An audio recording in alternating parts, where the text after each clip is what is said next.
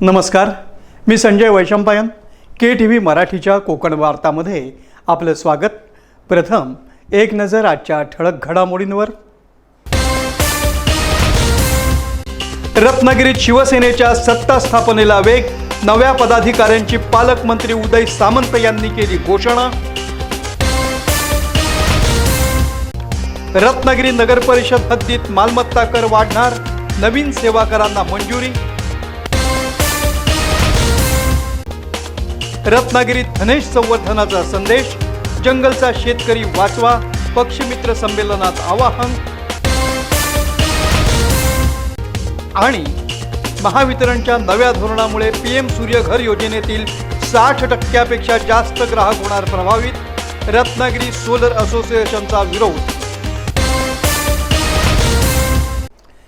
यानंतरच्या बातम्या अल्पशा विश्रांतीनंतर. समुंदर की गोद में पला है तू, अंगड़ाई लेते ही लहरें शुरू. आज यौवन की मस्ती छोड़, ले चलता हूं तुझे एक नए मोड़. आजा तुझे माँ पुकारे अब, छेड़ देते हैं बीच से कुछ शरारत हंसी. गले लगा ले उसे ए फकीर, इंतजार कर रहा है तेरा तो. चल दे देते हैं उसे फसल की खूबसूरती तो.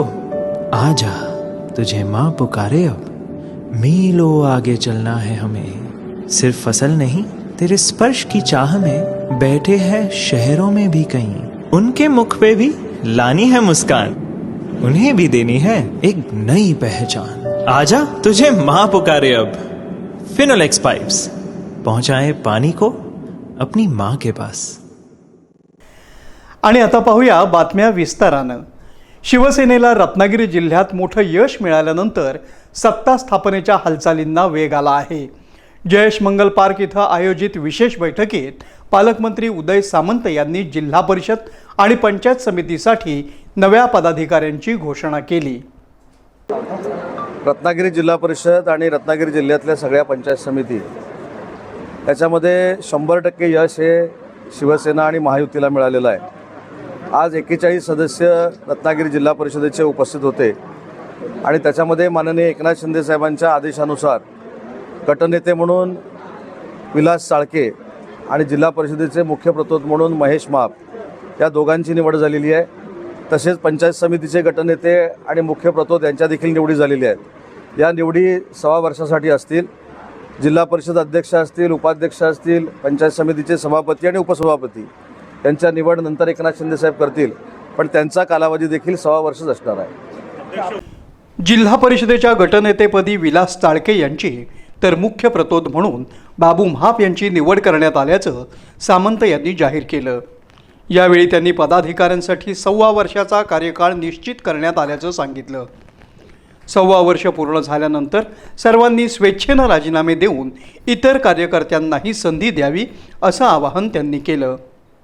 नाही, नावं आता तरी कुठं कोणाला माहिती होते. नावं आज सकाळी फायनल झाली, साहेबांनी पाठवली, आम्ही जाहीर केली. तसं अध्यक्षांचं आणि उपाध्यक्षांचं नाव देखील आणि सभापतींचं नाव हे त्या दिवशी सकाळी स्वतः एकनाथ शिंदे साहेब पाठवतील आणि त्याच्यानंतर जाहीर होईल. परंतु ह्या नावासाठी निवडून आलेले पदाधिकारी हे कोणाचं नाव असणार आहे, काय असणार आहे, याच्यामध्ये उत्सुकता नक्की असेल. पण कोणीही शिष्टमंडळ घेऊन साहेबांकडे पण गेलेलं नाही, आमच्याकडे आलेलं नाही. त्याच्यामुळे शिवसेना पक्षाच्या मुख्य नेत्यांचा, पक्षप्रमुखांचा जो आदेश होईल तो सगळ्या सदस्यांना मान्य राहील. पंचायत समितीचे गटनेते, मुख्य प्रतोद आणि जिल्हा परिषदेचे गटनेते आणि मुख्य प्रतोद यांनी शिवसेना पक्ष हा सभागृहामध्ये विधायकदृष्ट्या, विकासात्मकदृष्ट्या कसा आपण पुढे नेऊ शकतो याचा विचार केला पाहिजे. नियमाला धरून कामकाज असलं पाहिजे. त्याच्यामुळं विधिमंडळामध्ये ज्या गोष्टी आम्ही करतो त्याचं प्रतिबिंब या स्थानिक स्वराज्य संस्थांमध्ये असावं, यासाठी हा निर्णय माननीय एकनाथ शिंदे साहेबांनी घेतलेला आहे. मार्गदर्शन करताना सामंत म्हणाले की रत्नागिरी हा महाराष्ट्रातील असा एकमेव जिल्हा आहे जिथं शिवसेनेचा स्ट्राईक रेट 94% अधिक आहे. पदाधिकाऱ्यांनी पक्षशिस्त पाळत कार्यकर्त्यांशी सुसंवाद ठेवावा आणि राज्य शिष्टाचाराचं पालन करावं असंही त्यांनी स्पष्ट केलं. तसंच आपण एकनाथ शिंदे यांच्या नेतृत्वामुळे आणि शिवसेनेच्या बळावर निवडून आलो आहोत, ही भूमिका कायम ठेवावी असंही सामंत यांनी नमूद केलं. या बैठकीला जिल्हा परिषद सदस्य, पंचायत समिती सदस्य आणि पदाधिकारी मोठ्या संख्येनं उपस्थित होते. महाराष्ट्रामध्ये आपण एक नवीन उदाहरण घालून देऊया की प्रत्येक पंचायत समितीमध्ये गटनेता आणि मुख्य प्रतोद हे वेगवेगळे असतील, दोन्ही ताकदीचे असतील, दोघांच्या सहीनं वेग निघेल आणि दोघांची जबाबदारी आहे की पार्टी चालवणं. पार्टी चालवणं म्हणजे पंचायत समितीची आणि जिल्हा परिषदेची पार्टी चालवणं ही त्या दोघांची जबाबदारी आहे. तर आमच्या बैठकीमध्ये ही चर्चा झाली तेव्हा ठीक आहे, मतमतांतर होती की पूर्वीपर्यंत गटनेता एकच होता, तोच मुख्य प्रतोद होता. परंतु जर सत्तेचं विकेंद्रीकरण करावं असं एकनाथ शिंदे साहेबांचं म्हणणं असेल तर मुख्य प्रतोद हा दुसरा झाला तरी चालतो. एवढी मोठी संघटना आणि एवढं मोठं पाठबळ रत्नागिरी जिल्ह्यातल्या लोकांनी आपल्याला दिलेलं आहे. त्याच्यामुळे प्रत्येक पंचायत समितीमध्ये गटनेता हा असेलच, पण त्याच्याबरोबर मुख्य प्रतोद देखील असणार आहे. आणि हे दोघं जे आहे हे पूर्ण पक्षाचा कारभार हा प्रत्येक सभागृहातला चालवणार आहे. त्याच्यामुळे मला सदस्यांना विनंती करायची आहे की पालकमंत्री असेल किंवा अन्य कोणी असतील, यांनी आदेश दिला म्हणून आम्ही सभागृहात वावरतो, याच्यापेक्षा पक्षाची भूमिका भविष्यामध्ये गटनेता आणि मुख्य प्रतोद मांडणार आहे त्यांच्याच माध्यमातून सभागृह चालली पाहिजे. प्रत्येक पंचायत समिती, जिल्हा परिषदेमध्ये या दोघांनी जनरल बॉडीच्या अगोदर पार्टीची बैठक लावली पाहिजे. पार्टीमध्ये नक्की उद्या आपण काय बोलणार आहोत ही चर्चा झाली पाहिजे आणि जी लोक उद्या बोलणार आहेत हे दोघं ठरवतील त्याच लोकांनी पुढच्या सभागृहामध्ये बोललं पाहिजे. कारण या जिल्हा परिषदेचा इतिहास अण्णा तुम्हाला देखील माहिती आहे, चाळकेला देखील माहिती आहे की एक सभासद 5-5 तास बोलतो आणि त्याला असं वाटतं की मला जिल्हा परिषदेतलं सगळं कळतं, बाकीच्या कोणाला अक्कलच नाही. अशा लोकांना बाजूला ठेवलं ते बरं झालंय, परंतु त्यांचा पायंडा पुढे नेण्याची आवश्यकता नाही.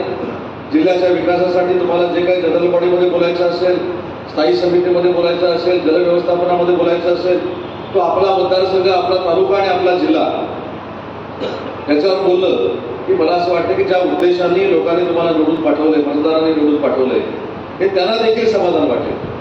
आणि खरं तर माझ्या मतदारसंघातल्या लोकांना तर मी विनंती केलीच आहे, पण जिल्ह्यातल्या सगळ्याच लोकप्रतिनिधींना विनंती करायची आहे. मी अनेक वेळा भाषणात नाही सांगितलं, तुम्ही आता सगळे निवडून आला, तुमच्या चेहऱ्यावर हास्य आहे, तसं हास्य आपल्या मतदारांच्या चेहऱ्यावर 365 दिवस ठेवण्याची जबाबदारी शिवसेनेच्या सगळ्याच महिला भगिनी असतील, पुरुष लोकप्रतिनिधी असतील, या सगळ्यांनी मिळून स्वीकारली पाहिजे. तरच भविष्यातल्या सगळ्या निवडणुका आपल्याला अतिशय सोप्या जाऊ शकतात. रत्नागिरी नगर परिषद यांच्या विशेष सभेत नवीन अर्थसंकल्पाला मंजुरी देण्यात आली असून मालमत्ता धारकांसाठी महत्त्वाचा निर्णय घेण्यात आला आहे.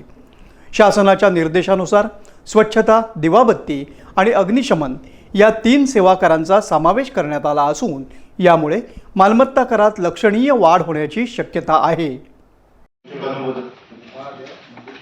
महाराष्ट्र नगर परिषदा, नगरपंचायती व औद्योगिक नगरी अधिनियम 1965 च्या कलम 105(2) नुसार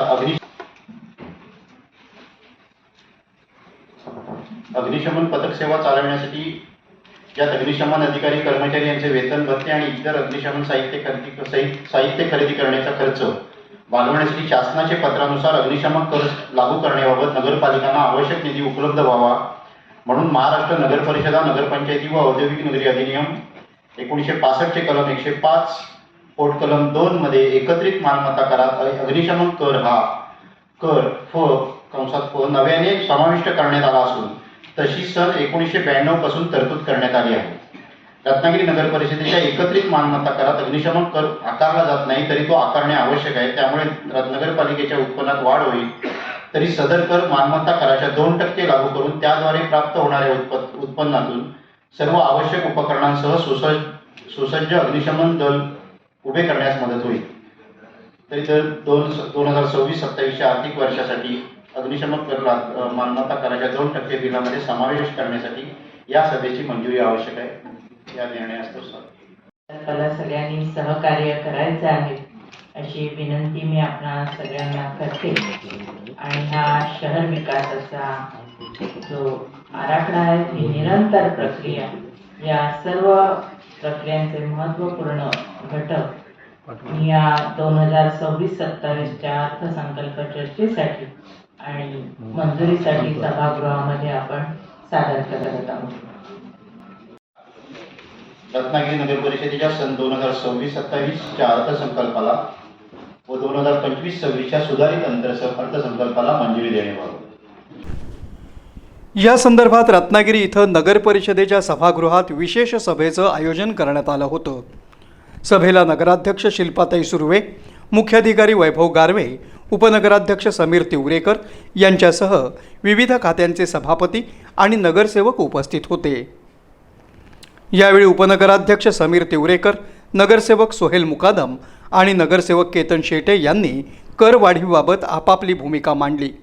या नव्या सेवा करामुळे नगर परिषदेच्या महसुलात वाढ होणार असली तरी नागरिकांवर आर्थिक भार वाढणार असल्याची चर्चा शहरात सुरू झाली आहे। तो मान्य आहे, पण हा जो तुम्ही प्रत्येक घराला जो 30 रुपये म्हणताय, माझं तर म्हणणं आहे की मंत्री महोदयांबरोबर याची चर्चा करा, कारण येणारा आत्ताचा जो काळ आहे, जर 30 रुपये तुम्ही प्रत्येक घराला जर बसवणार असाल तर त्याचे 360 रुपये होणार। हवा होता निर्विवाद सत्य आहे, पण आपण आत्ताच निवडून आलेलो आहोत, 3 महिने जेमतेम होत आहेत, तर हा जो कर आपण जो बसवतोय हा 2% सर्वांना जर बसवला तर तो योग्य आहे। पण जर तुम्ही प्रत्येक घराला म्हणत असाल 30 रुपये, तर 100 रुपये ज्याची घरपट्टी आहे त्याला 360 रुपयेचा जर स्वच्छता कर बसणार असेल तर तो थोडा अयोग्य वाटतोय। याचा विचार करावा, हे मी माझं मत व्यक्त केलं। इतर सदस्यांचं ह्याहीपेक्षा मत वेगळं असू शकतं। जे सर्व सदस्यांचं मत असेल बहुमताने तेच माझं असेल, पण मला जे वाटतं ते मी बोललोय। मान्य आहे ना 330 रुपये महिना टॅक्स करवाढीला आमचा विरोध आहे। माझं सरळ म्हणणं आहे, विरोधाला विरोध करत नाहीये, पण ज्यांची असेसमेंट 100 रुपये आहे, आजही आमच्या इथे अशी घरं आहेत की त्यांची असेसमेंट 100 रुपये आहे, ती भरायला सुद्धा त्यांना जड जाते, तर 360 रुपये महिन्याला तुमचा स्वच्छता कर भरता येईल का? विचार करण्यासारखी गोष्ट आहे। आपलं जे म्हणणं आहे ना ते आम्हाला लक्षात येतंय, पण हे काय आहे ना, कोणीतरी नगरपालिकेने इथे बनवून आपण ठरवलेले नियम नाही जे शासनाच्या राजपत्रात आलेले आहेत। साहेब एक मिनिट, राजपत्रातलं दुसरी कर्तव्य म्हणून ते सोय म्हटलं 4 वर्षात राजपत्र किंवा नव्हतं का आपल्याकडे? 4 वर्षात तुम्ही एकदा सुद्धा हा विचार का केला नाही? आज तो 24 कोटीचं पडला असेल पडलं नाही, एक मला बोलतेच आहे की तत्कालीन अधिकारी मी नव्हतो, असतो तर मी तुम्हाला म्हणतच नाही पर्सनली, जे कोण प्रशासक चालवत होते तर त्यावेळी 4 वर्षात हा कुठेतरी म्हणतात ना हुशारीचा भाग जागा झाला पाहिजे होता। आजच आम्ही आल्या म्हणजे आम्ही नवीन आता सर्व अध्यक्ष मंडळ आपण मंडळ आणि हे सुरू झालंय, तर लोक उद्या असाच विचार करणार नागरिक सर्व की आता याने 2% 60% झाली, संपलं सरकार। नाही तर विषय क्रमांक 19 मला वाटत होतं की अजून 2% वाढ गेली आहे, पण ते असं वाढत गेलं तर सर्व नागरिक म्हणणार आहे की आज ते सर्व नवीन नगरसेवक निवडून गेले आणि हा आमच्यावरती हा नवीन होय, कोणत्याही आजाराचं मूळ पोटात असतं, म्हणूनच पोटा पाण्यासाठी राबताना पोटाची योग्य काळजी घेतलीच पाहिजे।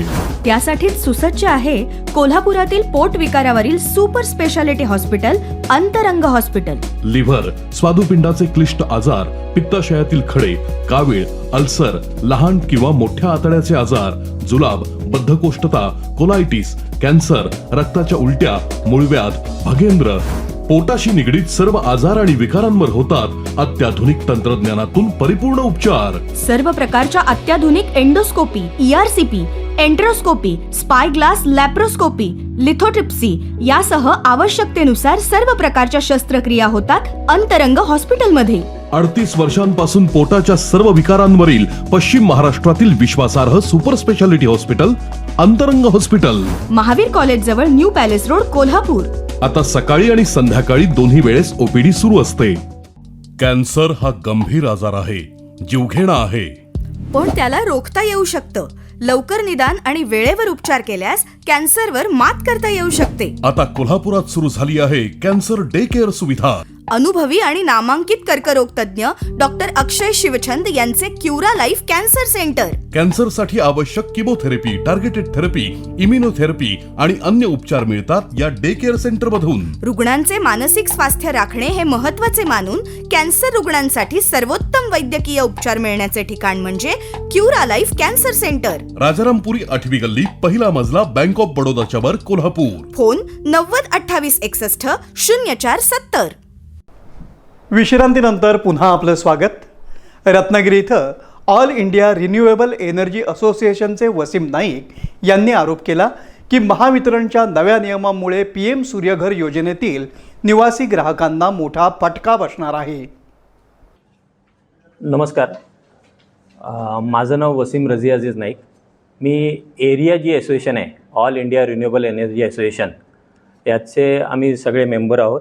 आणि आज आमच्याबरोबर ग्राहक पंचायतचे पण मेंबर इथे आलेले आहेत. त्याच्यामध्ये बिवलकर सर असतील, संजय सर आहेत, माइंडकर सर आहेत आणि श्रद्धाताई पण आलेले आहेत. आणि माझ्या असोसिएशन मेंबरमध्ये ऋषिकेश कोंडेकर सर आहेत, चिन्मयी मॅडम आहेत, मनोज हलदणकर आहेत आणि अजूनही बरेचसे लोक इथे वेंडर्स आलेले आहेत.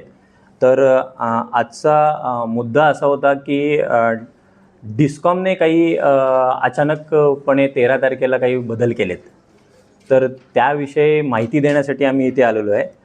तर त्याच्यामध्ये जे काय 13 तारखेनंतर जे बदल झालेत ते असे झालेत की आधी कन्झ्युमर जे काय सोलर इन्स्टॉल करत होता तर त्याच्या मंजूरप्रमाणे तो करत होता.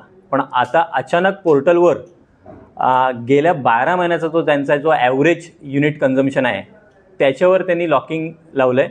आणि 13 तारखेनंतर आज आमचे ॲप्लिकेशन होत नाहीत, कारण ह्याच्यामध्ये 60 ते 70% ग्राहक याच्यामध्ये इफेक्ट होत आहेत. तर ह्याच्यामध्ये हे जे 60-70 जे ग्राहक इफेक्ट होत आहेत तर हे पूर्ण महाराष्ट्रामध्ये होत आहेत. आता याच्यामध्ये महाराष्ट्रभर जर बघायला गेलो तर महाडिस्कॉम हा सगळ्यात मोठा डिस्कॉम आहे.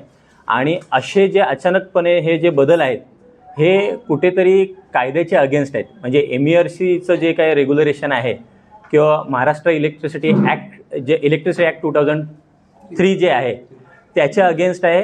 आणि प्लस याच्यामध्ये कुठेही डिस्कॉमने कुठचंही परिपत्रक किंवा सर्क्युलर आजपर्यंत डिस्प्ले केलेलं नाही किंवा आम्हाला शेअर केलेलं नाही किंवा त्यांच्या पोर्टलीवर आम्ही शोधलं तिथे कुठे आम्हाला दिसलेलं नाही. आता याच्यामध्ये कसं आहे की आम्हाला काल पण काही बातमी आले की MECDCL म्हणते की हे चुकीचं आहे, आम्ही हे लोकांच्या फायद्यासाठी केलं आहे. तर हे पूर्णपणे चुकीचं आहे. त्याचं कारण असं आहे की जेव्हा पण कुठचा ग्राहक सोलर लावण्यासाठी आमच्याकडे येतो तेव्हा आम्ही त्याचे नीड्स कॅल्क्युलेट करतो. 100% 12 महिन्याचा जे काय त्याचा वापर आहे तो कन्सिडर केला जातो. पण त्याचबरोबर एखादा माणूस नवीन घर बांधत असेल तर त्याचा जो कन्झम्पशन गेल्या 6 महिन्याचा असेल तो फक्त कन्स्ट्रक्शन ॲक्टिव्हिटीचा असतो, त्याचं ॲक्च्युअल कन्झम्पन तिथे आलेलं नसतो.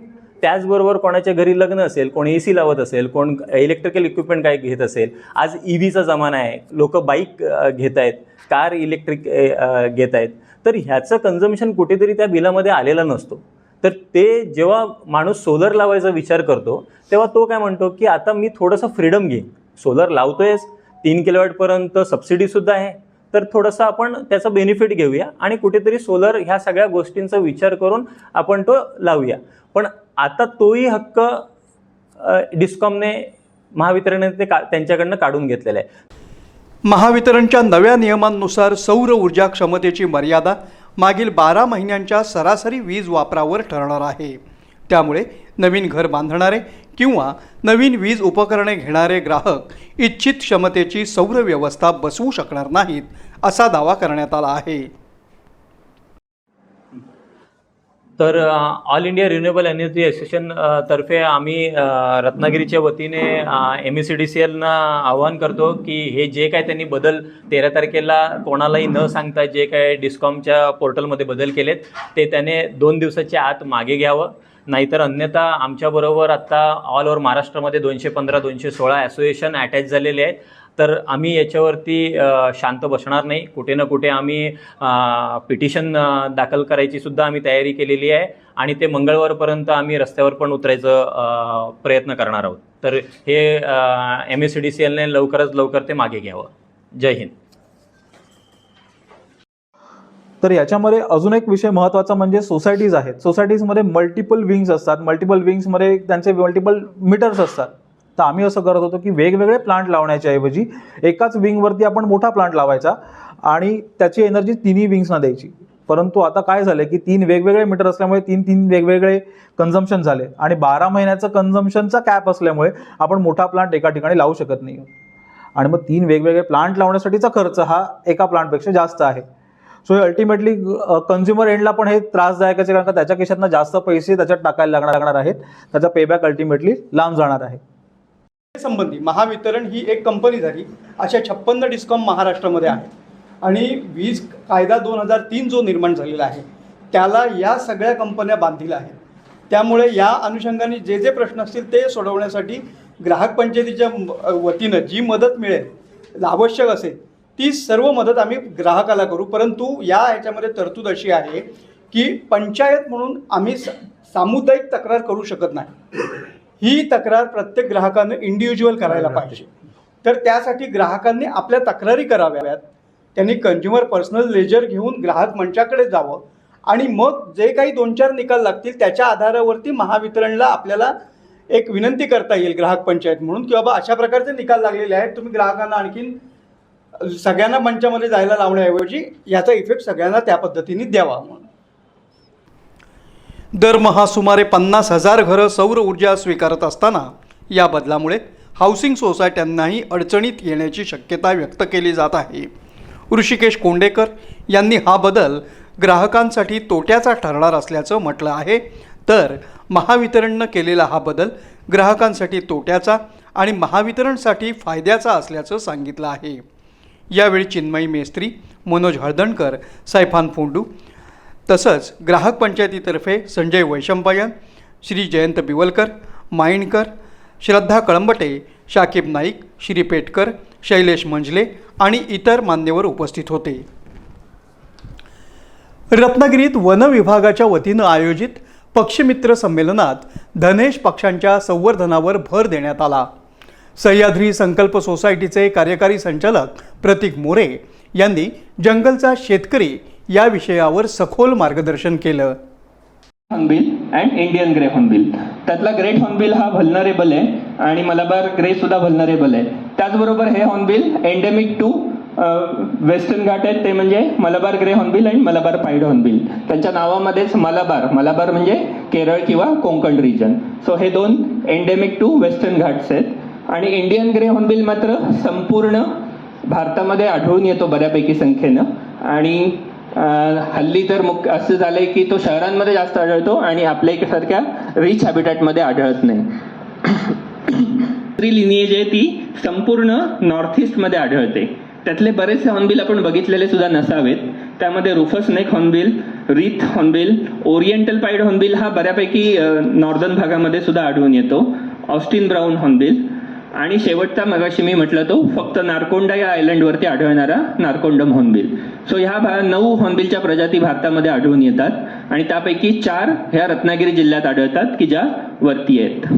येण्याचं जे सगळ्यात महत्त्वाचं कारण आहे हे आपल्याला आपल्या पूर्वजांनी दिलंय. म्हणजे ज्यावेळी आम्ही संपूर्ण फील्डवरती फिरत होतो आणि बरी अनेक वर्ष जेव्हा हे काम करत होतो त्यावेळी काही ठिकाणी अक्षरशः बघून स्मितीत झालो असे महावृक्ष आज आपल्या अनेक देवरायांमध्ये जपले गेलेत. आणि सगळ्यात मजेदार गोष्ट त्याच्यात अशी आहे की ह्या देवरायांना कोणतंही लिगल प्रोटेक्शन कायदेशीररित्या नाही आहे. हे फक्त लोकांनी आपल्या समजुतीने असेल किंवा देवाच्या भीतीने राखलेलं जंगल आहे आणि खूप सुंदर प्रमाणे काम केलंय. त्याच्यामध्ये असे बेड्यासारखा वृक्ष हा आपल्या लांजाच्या जवळ आजगे म्हणून देवराई आहे, तिथला हा वृक्ष आहे. तुम्ही त्याच्या जेव्हा खाली जाऊन उभं राहतो अक्षरशः फोटोमध्ये मावत पण नाही असा वृक्ष आपल्याला बघायला मिळतो.